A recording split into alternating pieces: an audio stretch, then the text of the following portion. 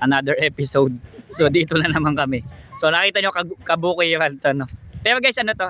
Dito guys, to sa likod ng Pasinayan North, Barangay Timalan, Balsahan, no, Naik, Cavite. So may mga community dito sa likod. Sabang pala. So ito. Ate, pakita ko lang po sa inyo, no. Halimbawa hindi ko sinunod yung paghuhulog. Ito yung bendo na gawa ni Brother Rowell. So makikita nyo, pag hinulog, iluluwa po siya. Okay, iluluwa po siya. Kailangan sundin nyo muna yung yung rules na kailangan mag-connect doon sa Zacob. And then mag-press ng insert coin para po siya mag-credit, no? Okay, so sa mga taga ano lagyan ito? Pasinayan na Sabang na pala to. Dito kayo maghulog, Zacob. Actually 3 bendo itong binili nila sa amin. So magkakaibang area. So yun, so na-explain ko na sa client yung client portal, admin portal. So yun, aware na sila na na-scam ko sila. Aray ko. So yun, madam, so God bless po sa mga bagong business partner namin. Sana more blessings po. So kumikita na. So dito may mga maliit na communities, but somehow ito napapatronage nila kasi sila lang yung may piso wifi dito sa area. So nakatatlong piso wifi na sila dito sa lugar na ito, at lahat yan ay galing sa amin, at sila lang ay may piso wifi dito sa area. So napakaswerte. So yun, sulit na sulit po.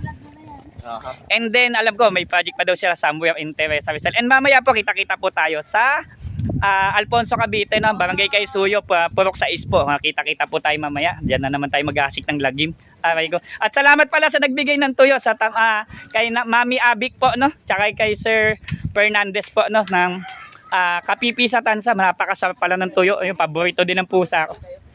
So sulit po. Abala mo, parehas na Wala pong pampagupit. Ayan, tay. Pwede na maghulog. Ayun, so yun. So malayo yung wifi. Hindi ko na binilag yung wifi range nila. So okay na okay. So marami din community dito. So shoutout pala kay Madam Tricia Manalo. So siya po, to make it happen, no? Talagang pinursyon nila na makabitan ng internet. So 3 bendo po yung na-set up na po dito sa area. So yan, pinapakita ko lang po yung community. Sabot na yung wifi dito. So sulit na sulit sila. Huwag mo na agawan si mama. Tapos pwede ka pa magdagdag ng antena niya, na partida pa yan. Ayan na. 2 bar dito. Ayan, tinetest ng client ko yan. Client test. Pero sabi ko di ko na itetest kasi open field kasi to. So talaga mama-maximize niyo yung Abot dito. aray ka narinig. Wala. So no comment ako doon. So ayokong sa open field kasi. Tapos yung light materials yung mga bahay. So yun. Kaya open po siya, kaya nakakaabot dito. So yun yung isa pang bendo. Ito yung kauna-unahang bendo that was 2 years ago. Wala na. Okay. So sulit na sulit. Opya. May tubig na tumulo. So ito yung naunang bendo namin. Kauna-unahan. That was 2 years ago. And then papakita ko lang din po yung last time na sinet up namin. So 3 bendo to. So pakita ko lang. So 3 siya.